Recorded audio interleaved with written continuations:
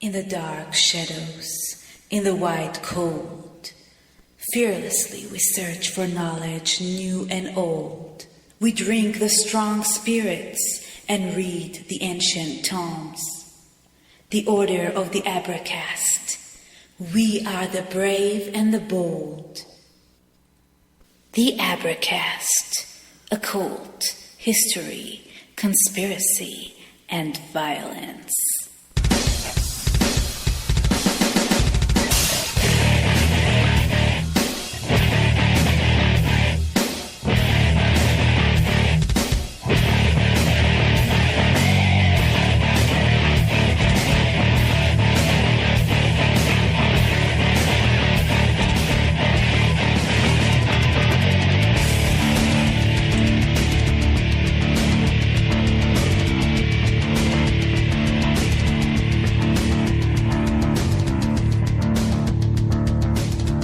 Please note the explicit content indicator. This means that I use adult language.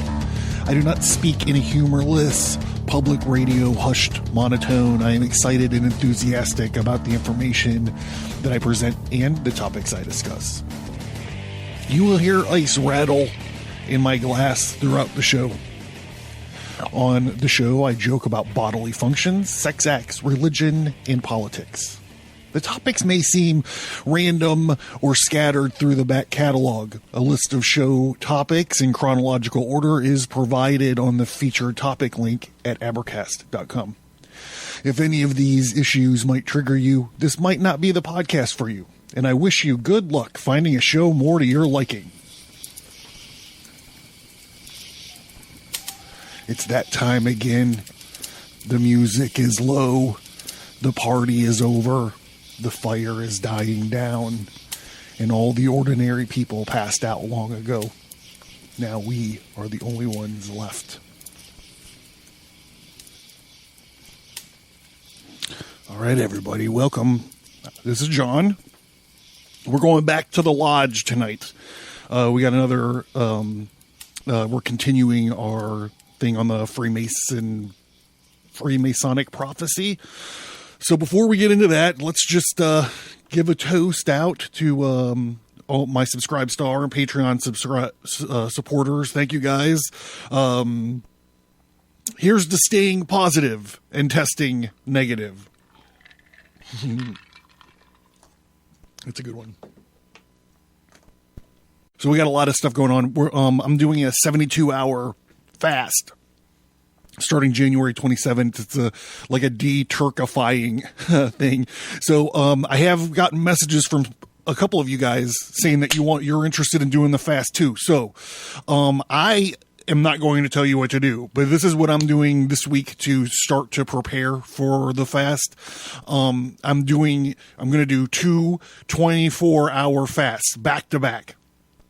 So I'm going to start on Monday night at 8.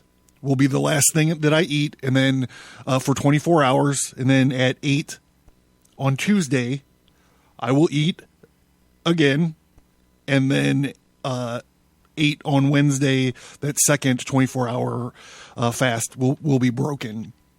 And the reason that you do this is it's kind of like prepping, getting your body ready, getting your mind ready, because 72 hours turns into a long time when you're not eating anything.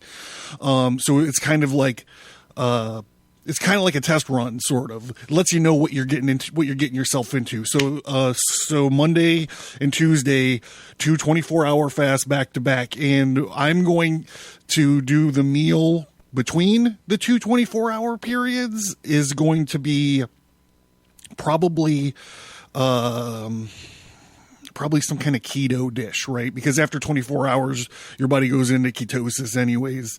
So if the meal in the median between the 2 24-hour periods is a keto dish, then you will stay in keto for that second 24 hours. And then however you wind up breaking that second day. So anyhow, I'm not going to beat anybody up about that. If you guys got any questions, text me. If you guys are interested, or email me or whatever, Twitter me, whatever. And if you guys are interested in jumping on board with the de-Turkification, just reach out to me. if I get enough folks, I'll figure something out how we can be miserable all together. Okay, yeah, great. So let's get back into this. This is Freemasonic Prophecy, part The Builders. This is part 3. Let's see here. And we're going to chapter 4, which is The Secret Doctrine. This is a book, The Builders, by Joseph Fort Newton, 1914. So this is interesting. This is like a kind of a lesson that I've learned over the last few years. It's like an old man's lesson, right? He jumps into this idea. God ever shields us from premature ideas, said the gracious and wise Emerson. And so does nature. She holds back her secrets until man is fit to be entrusted with them, lest by rashness he destroy himself. Those who seek find, but not because the truth is far off, but because discipline of the quest makes them ready for the truth and worthy to receive it. By a certain sure instinct, the great teachers of our race have regarded the highest truth less as a gift bestowed than as a trophy to be won. Everything must not be told to everybody, and truth is power. And when held by untrue hands, it may become a plague, and even a Jesus had his little flock to whom he confided much, which he kept from the world, or else taught it in parables and cryptic and veiled. One of his sayings in an explanation of his method is quoted by Clement, Alexandria, in his homilies. It was not from grudgingness that our Lord gave the charge in a certain gospel, my mystery is for me and the sons of my house.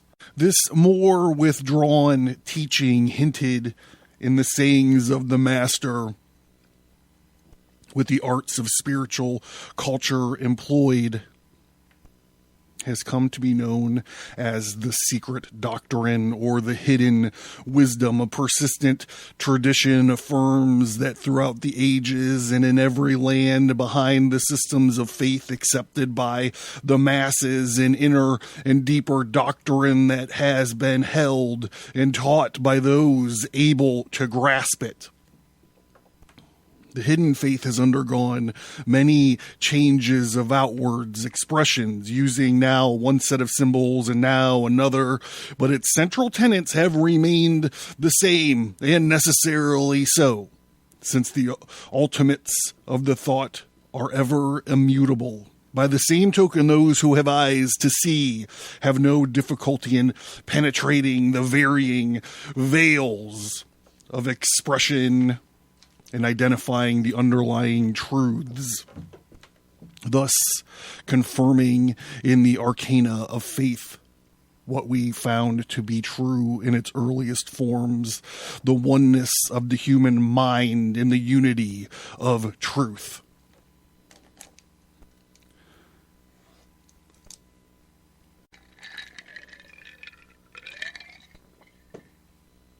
All that kind of reminds me of like the hero's journey, like Hero of a Thousand Faces, that Uncle Joe, all that Uncle Joe Campbell stuff, right?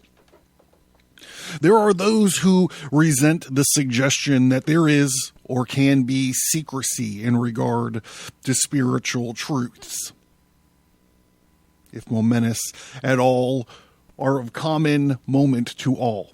For this reason, demon acts in the Lucian play would not be initiated, because if the mysteries were bad, he would not keep silent as a warning.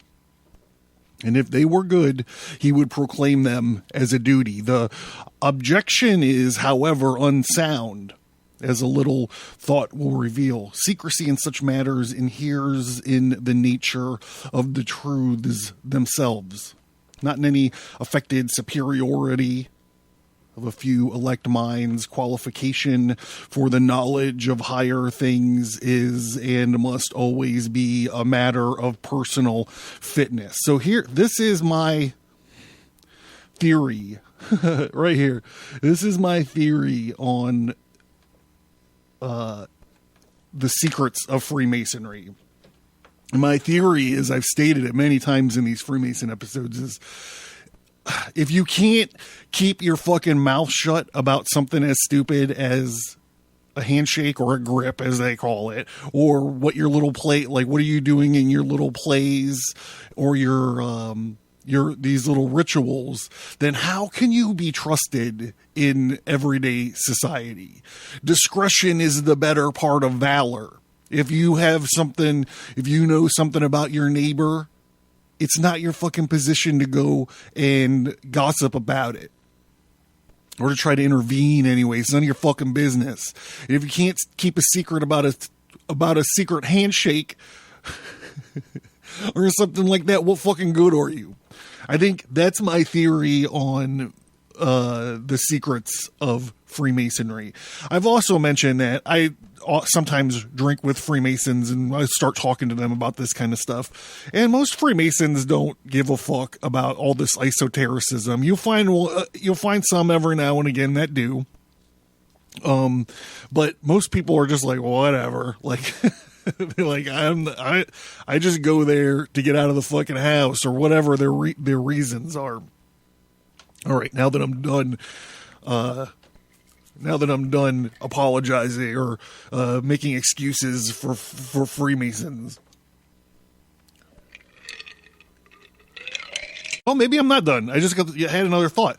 You know, we've been spending a lot of time lately on this show, especially with the book club Wednesdays, the Thus Spoke Zarathustra. I was talking about how in a situation, in a world, you know, like the movie trailers, in a world where God is dead, you know, who is to figure out the morality or the ethics if there is no afterlife or eternal reward?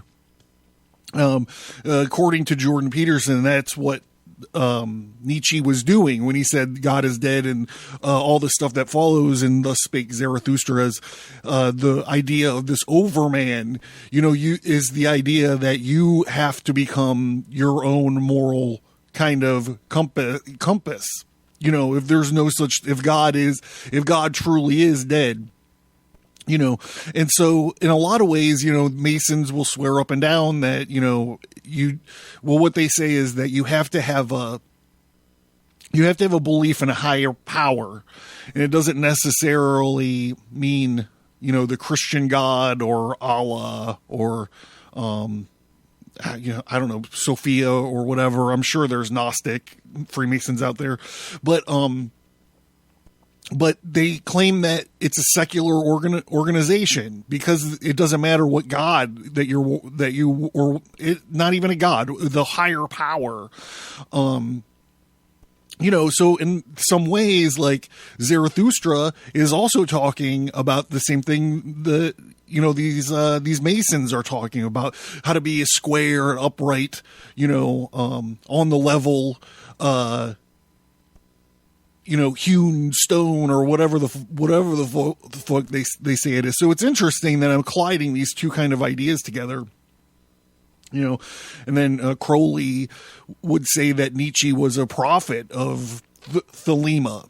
And in a lot of ways, our Thelema or our Crowley episodes are going, it tackles the idea of being in a post-moral environment, or yourself being, you know, in a post-moral environment or ethical environment where the rules have changed. You know, we're now in the aeon of Horus, the crowned and conquering child, and the old rules, the old morals just don't work anymore. God damn.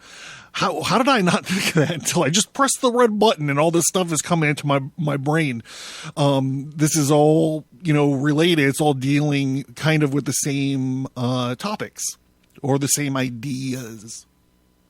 All right, let's get back to this. I'm not saying Freemasons are Thelemites or follow Crowley. I know someone out there was just like, that's it. I've cracked the code. Other qualifications, there is none. For those who have that fitness, the secret doctrine is as clear as sunlight, and those who have it not, the truth would still be a secret, though shouted from a housetop. The Grecian mysteries were certainly secret, yet in the fact of their existence was a matter of common knowledge, and there was no more secrecy about their sanctuaries than there is about a cathedral.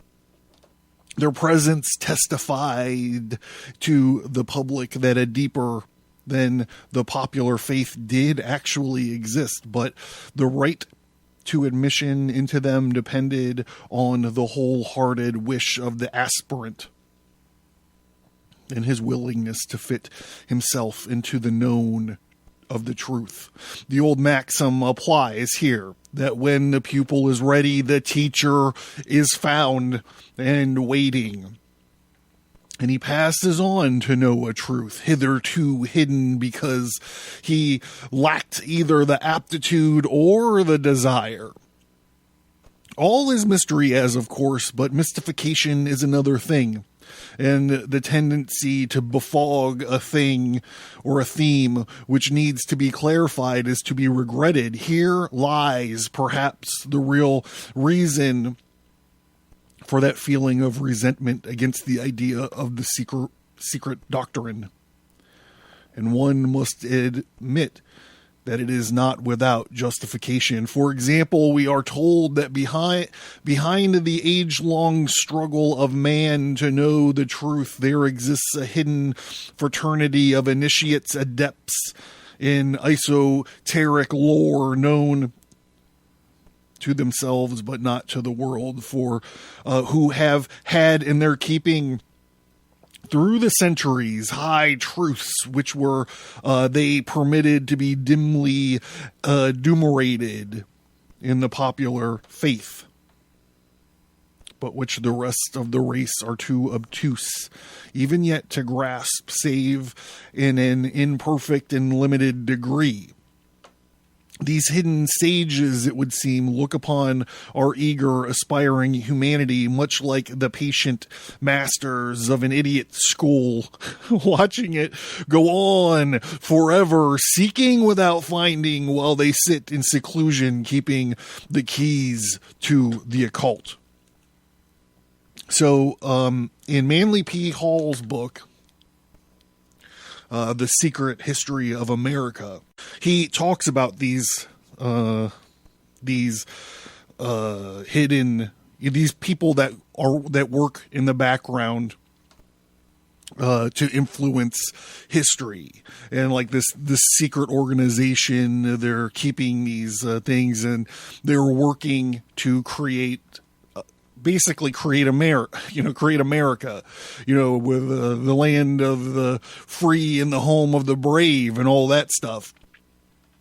So he goes on to say that Columbus maybe was one of these people, or someone in Columbus's orbit, or maybe one of these people. And he goes on to, talk about, my favorite story of the whole book. I've done, I think, 2 episodes where I touch on this, maybe 3. One of the American sermons is about this. I allude to it in my graphic novel, The Ages. And I think I did 2 episodes on the secret history of America way back in the day where I bring the story up. Anyhow, the founders are all bickering about the Constitution. This is before they signed it. And they're like, we can't fucking sign this thing. They're going to hang us. And everybody in Philadelphia were kind of like waiting outside, trying to listen through the windows, trying to figure out what was going on in there. And from outside, this unknown motherfucker starts giving this speech. And in the speech, he's like, he fucking gives them hell, son. And this speech is like the locker room speech in like your favorite football movie. And at the end, they are all like, fuck it, I'm signing this thing. I should dig it up and do the whole spiel, but I just wanted to talk about that this guy is not the only guy that's talking about like this secret college working behind the scenes with these occult principles, steering history. One of the last American Sermon episodes, if you guys want to go back and check it out. Back to it, all of which would be wonderful if true. It is, however, only one more of those fascinating fictions in which mystery mongers entertain themselves and deceive others. Small wonder that thinking men turn from such fanciful folly with mingled feelings of pity and disgust. Sages there have been in every land and time, and their lofty wisdom has the unity which inheres in all human thought.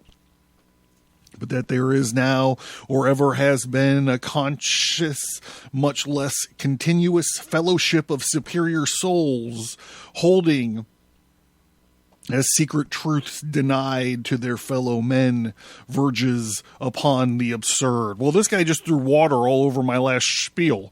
In cold water.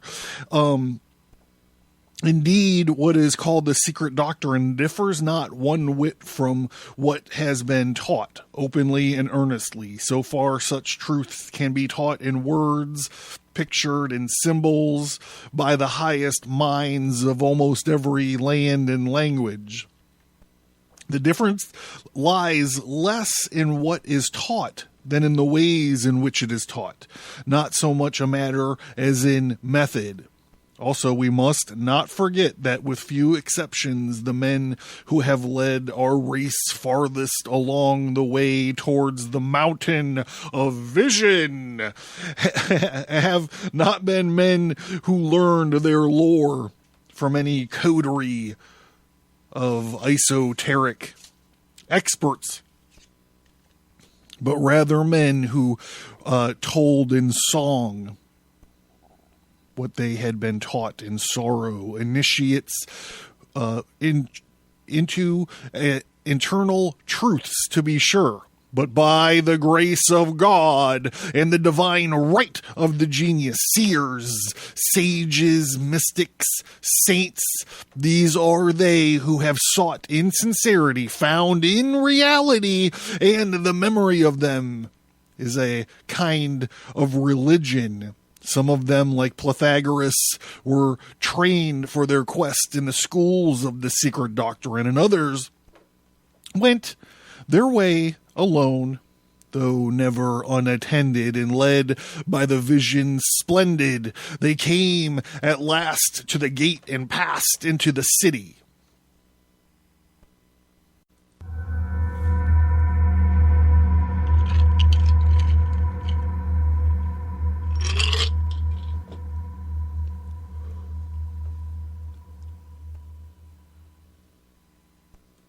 Hey, did you know that in the original Bloody Mary ritual, you had to walk backwards up a flight of stairs? Oh, really? No, I didn't know that. Yeah, and the purpose was to catch a glimpse of your future husband's face.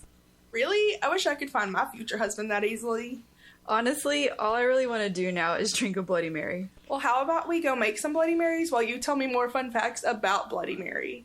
Join us every week at Booze and Spirits, where we make our favorite drinks and tell each other our favorite paranormal stories. Find us under Booze and Spirits on Spotify, Google Play, iTunes, and Podbean. And follow us on Instagram and Twitter at Booze and Spirits.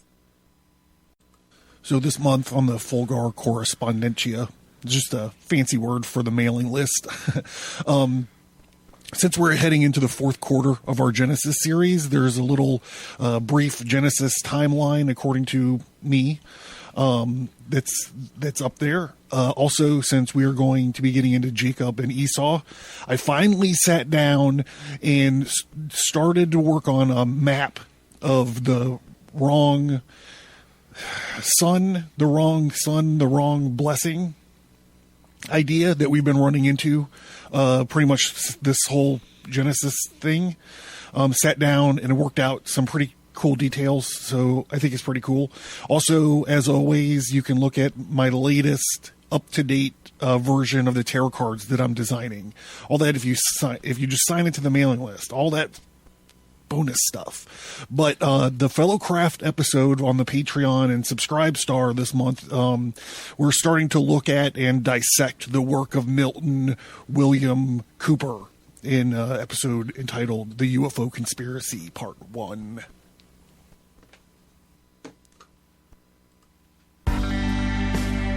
Learn more at abracast.com. Get bonus content by signing up for the mailing list.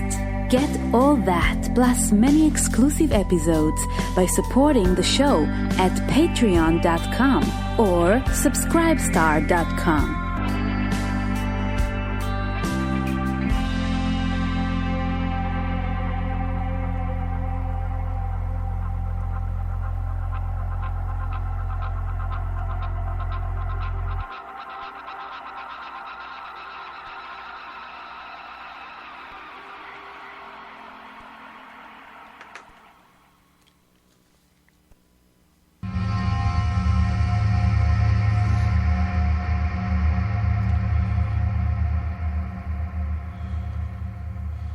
Hey, I don't want to toot my own horn, but those tarot cards are fucking off the hook.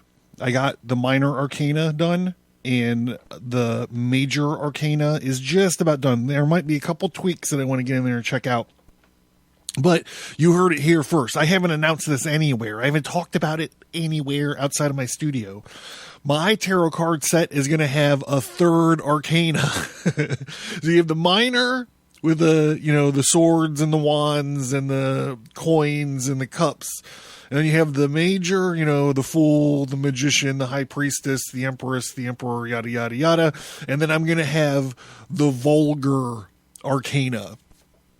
It's going to be a weird... You can use them with the cards, I guess, if you want to use them with the cards, or you can use them as like an accompanying oracle deck.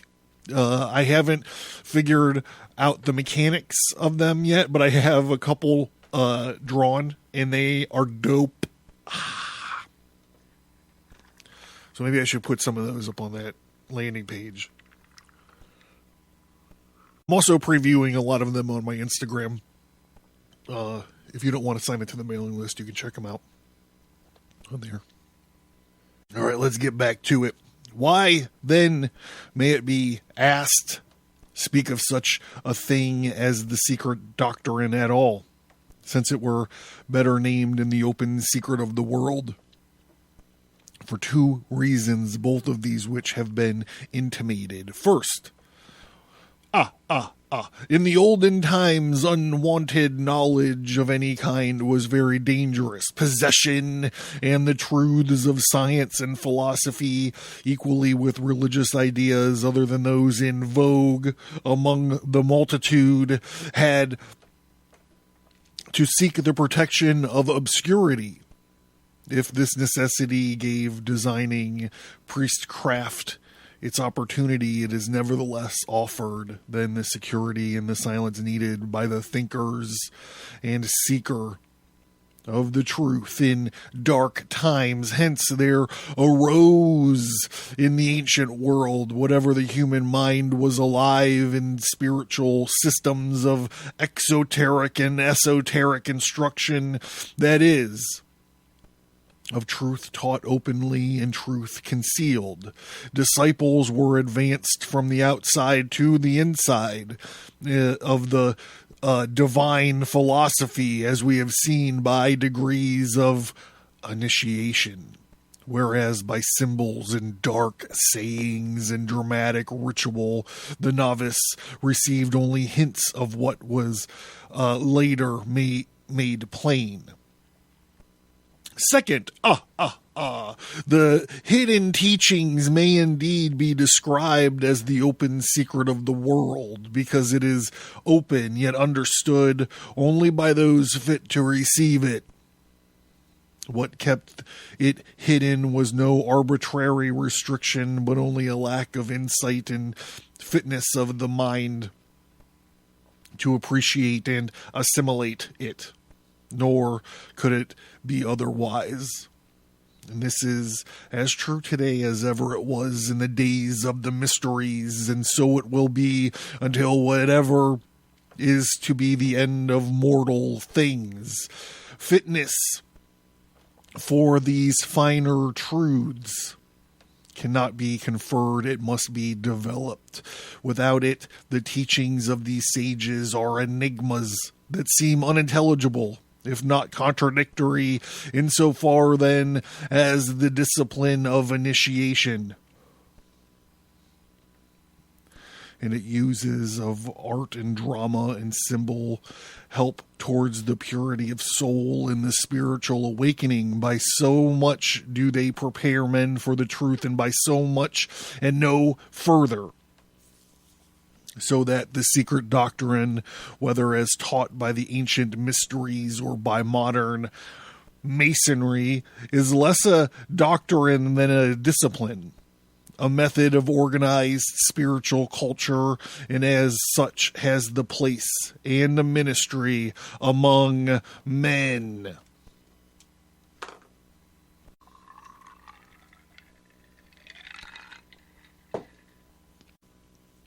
Perhaps the greatest student in this field of esoteric teaching and method, certainly the greatest now living, remember this was in 1914, I think, is Arthur Edward Waite, who designed, when a normal person hears the word tarot cards, they're thinking of the Waite Rider deck or the Rider Waite deck. I don't know which one's first. Okay, I lose track of these things. But I believe Waite was he and Crowley were the ones who translated at least one version of the keys, the Lesser Key of Solomon. He was Crowley's boss. He was Crowley's mentor when he was in the Golden Dawn. And he was a weird dude. After he passed away, I think his immortal hour, if you're listening, you know this. I'm not sure if I got it right. Lisa, after Waite died, I think his wife claimed that they had a pure marriage. Just punch him up in Google. I think you'll get the idea what I'm talking about. To whom it was a pleasure to pay tribute, by nature a symbolist, if not a sacramentalist. He found in such studies a task for which he was almost ideally fitted by temperament, training, and genius, engaged in business but not absorbed by it. Years of quiet, leisurely toil have made him master of the vast literature and lore of the subject, to the study of which he brought a religious nature, the accuracy and the skill of a scholar, the sureness and delicacy of insight, at once sympathetic and critical, the soul of a poet, and a patience as untiring as it is rewarding, qualities rare indeed and still more rarely blended, prolific but seldom prolix. He writes with grace and ease and lucidity, albeit in a style often opulent and touched at times with lights and jewels from old alchemists, antique liturgies, remote and haunting romance and secret orders of initiation, and other recondite sources not easily traced. Much learning and many kinds of wisdom are in his pages, and with an air of serenity, of tolerance. And if he is of those who turn down another street when miracles are performed in the neighborhood, it is because, having found the inner truth, he asks for no sign. He always writes in the conviction of all great subjects, and brings us back to the one subject which is alone great, in that scholarly criticisms, folklore, and deep philosophy are little less than useless if they fall short of directing us to our true end, the attainment of that living truth which is about us everywhere, and he conceives of our mortal life as one eternal quest of that living truth, taking many phases and forms, yet ever at the heart of the same aspiration, to trace which has made it his labor and joy to essay. Though all his pages he is following out the tradition of this quest and its myriad aspects, especially since the Christian era, disfigured though it has been at times by superstition and distorted at others by bigotry, but still in what guise soever containing as its secret meaning of the life of man from his birth to his reunion with God, who is his goal, and the result is a series of volumes, noble in form, united in aim, unique in wealth of revealing beauty, and in unequaled worth. Beginning as far back as 1886, Waite issued his study of the mysteries of magic, a digest of the writings of Eliphas Levi, to whom Albert Pike was more indebted than he let us know.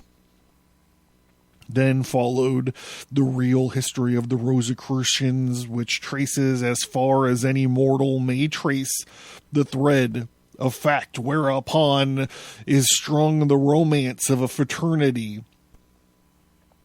the very existence of which has been doubted and denied by turns. Like all his work, it bears the impress of knowledge from the actual source, betraying his extraordinary learning and his exceptional experience in this kind of inquiry of the quest.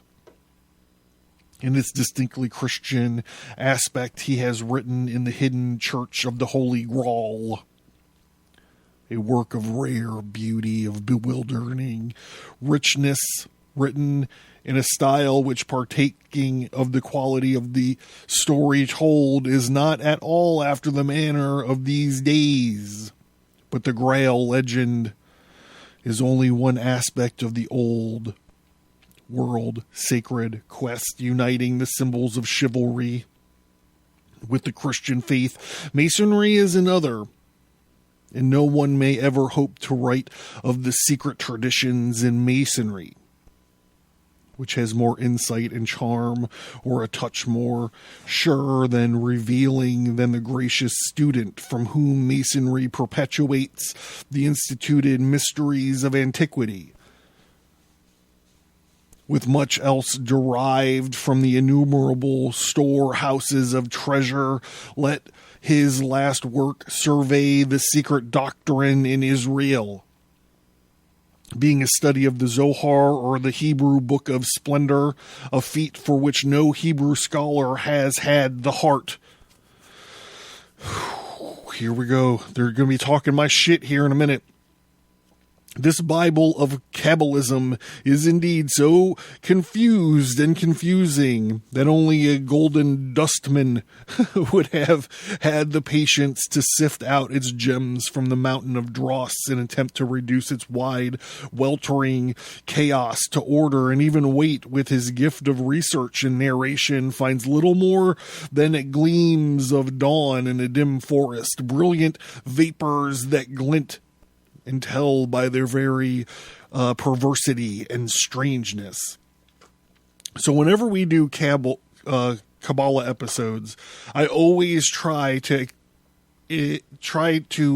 relate that I've been looking at the Kabbalah for a long fucking time, and every time I circle back to it, I think that I understand it differently than I did prior. Every time it just gets different and weirder and deeper and deeper and deeper. And the only reason I'm bringing that up is because we're going to be going back. This year we are going back to the Kabbalah. So it'll be interesting to see. I'm going to have to revisit all those old Kabbalah episodes. If you're interested in those, you can check them out on the featured topic link at abercast.com. They're in chronological order, bottom to top. Whether this age-old legend of the quest be woven around the cup of Christ, a lost word, or a design left unfinished by the death of the master builder, there are always these things in common. First, the memorials of great loss which have befallen humanity by sin, making our race a pilgrim host ever in search. Second, the imitation that what was lost still exists somewhere in time, in the world, although deeply buried. And third, the faith that it will ultimately be found in the vanished glory restored. Fourth, the substitution of something temporary and less than the best, albeit never in a way adjourned the quest. Fifth, and more rarely, the felt presence of that which was lost under the veils close to the hands of all. What though it take many forms? From the pathetic pilgrimage, the wandering Jew. Okay, so I think I'm going to have to explain at least some of this. So, the wandering Jew, where do I start? And the only reason I feel like I need to kind of explain it, and some of you are like, I know what the wandering Jew is, just fucking do it. But the wandering Jew is the story of Judas Iscariot. Now, Judas Iscariot, because he drops a dime on Jesus, there's a tradition that he gets cursed to walk the earth. It's like a thing like Cain, right? Cain is the first murderer. He kills his brother, strikes him down. Jesus comes down and he's like, yo, where's your brother? And he goes, I don't know. I'm not my fucking brother's keeper. They go through their whole rigmarole. You could check out my version of it in the Ages graphic novel. But he gets like marked and cursed to walk the earth. And in some traditions, he walks the earth forever. He's still out there. He's still walking the earth. And the same thing happens to Judas after he snitches. Snitches get stitches. In this case, snitches don't get stitches. They get to walk the earth forever. One of the versions, or one of the possible origins for the DC Comics character, the Phantom Stranger, is that he's actually Judas Iscariot.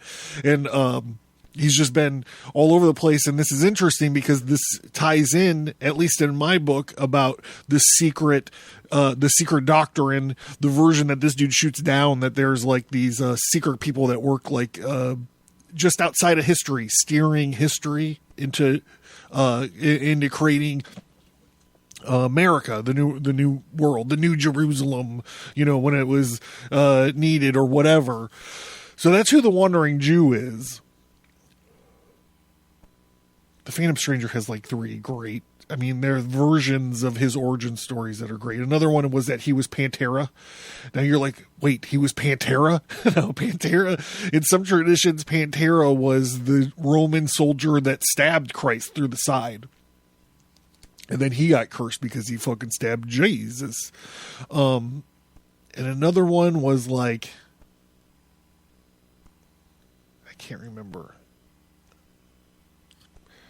He survived the Big Bang, maybe? I can't remember what the other one was. There was a whole Secret Origins. God, man, that's an old fucking book. Anyhow, I gotta get my shit together. Hold on.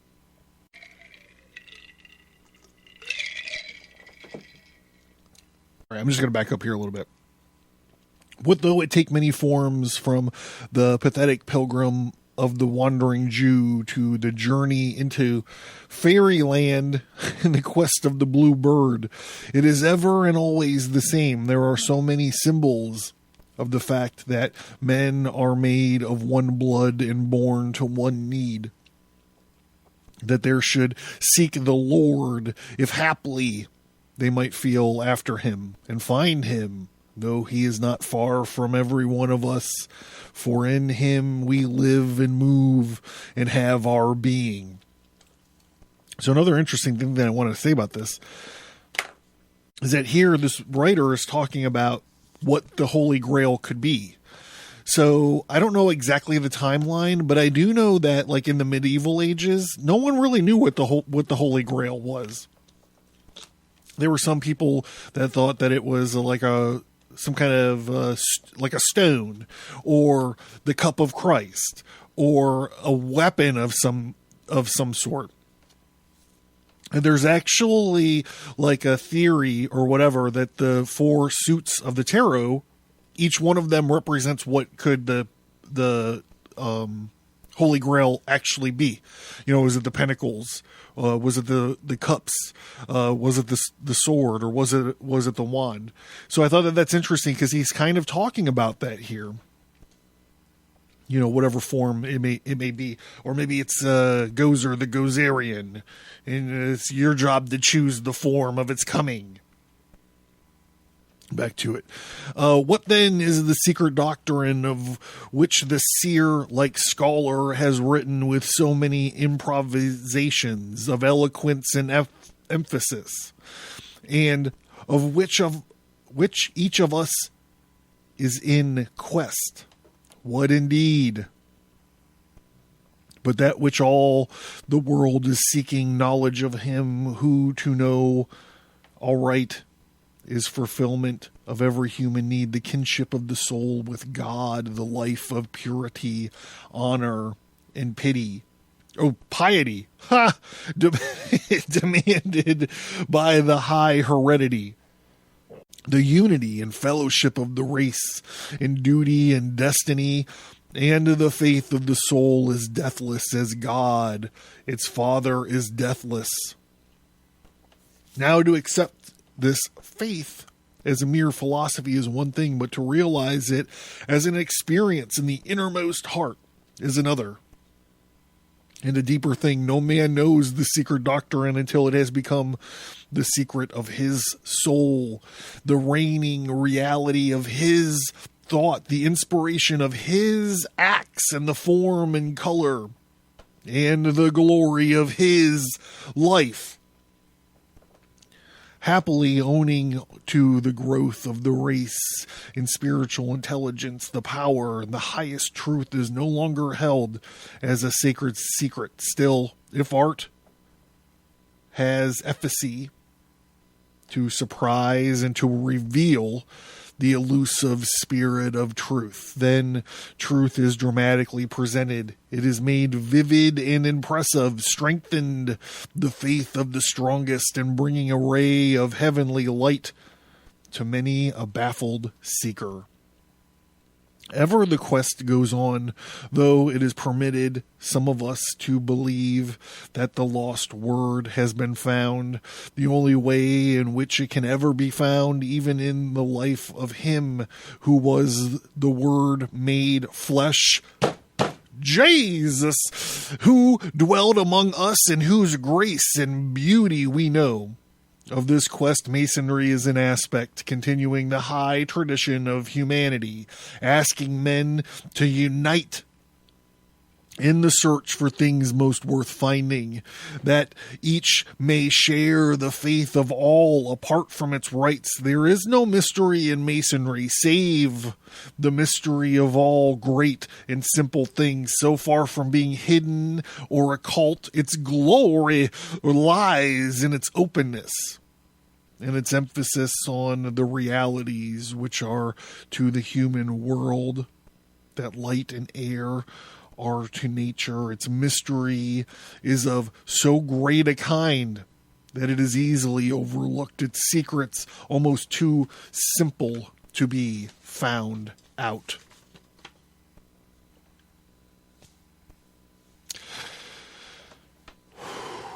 All right. Hey, don't forget those infographics when on the mailing list site. So if you sign into the mailing list, you get a link to a secret part of my website. And when you get there, you get all this bonus graphics and notes and artwork and nonsense that I've been doing. So they put it up there. So this month, there is this thing that actually kind of ties into this Wandering Jew bit, the wrong curse, the wrong son infographic. I traced the wrong blessing, the wrong curse, and then also there's this side track that we do where we're keeping track of where Adam's magic underpants is through Genesis. So there's that, and then there's also a brief timeline of Genesis according to me, which was fun to write. I really enjoyed it. The updated version is up there now. Yeah, and don't forget the Fellowcraft episode, which is the exclusive episode available on Patreon and Subscribestar, is we're taking a look and we're dissecting the work of this UFOologist Milton William Cooper.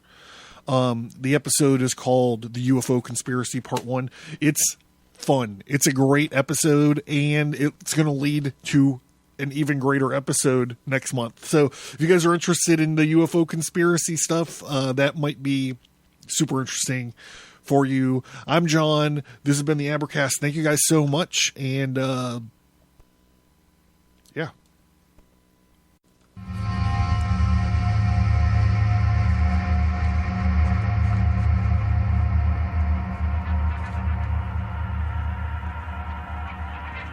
It's time. Thank you for listening to this episode. Send an email or visit us on social media to let us know what you think about this topic. And please remember to leave a 5-star rate and review.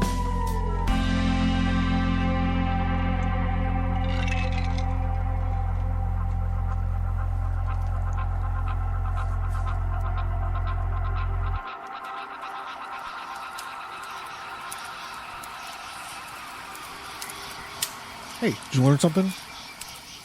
Did you laugh? Supporting me is a way for you to be a part of the Abercast and ensure its growth and sustainability. It also means I can create a normal schedule for shows and bonus shows, as well as the exclusive Fellowcraft episodes. By supporting the show, you are not only a listener, but you are a part of the show. You supporting the show gives me a way to offer fun rewards as a thank you for showing your appreciation and support for our projects. Do you have an idea for a reward that you don't see? Let me know. My supporters are my partners. I currently pay for you to listen to the Abercast. Not only do I pay the hosting bills out of my own pocket, I volunteer my time and talent to each and every episode of the Abercast. The price of books, the time and resources of reading and researching, the massive amounts of gin and tonic needed, the equipment it takes to record the shows, the time and resources it takes to create the bonus material, and the cost to maintain the internet presence. Is it worth your support? I don't know. I'm proud of the Abercast, and I feel like I'm improving all the time. In addition to creating the show that you dig and that you are excited about, I also have a full-time commitment and other obligations. So why financial support? All of the supporters help me focus my time on the quality and development of the podcast. And what if you can't afford, $1 or $3 or $10 or whatever a month? Believe me, I get that. There are many degrees of support, but if you can't support the show financially, please consider leaving a 5-star rate and review on your preferred podcast app. And don't forget that you could sign into the mailing list and still unlock a lot of bonus content. Thank you. I cannot put into words how much it means to me that you listen to the show each time I post a new episode. Your feedback, support, and love of the stories that we talk about here is what keeps me going.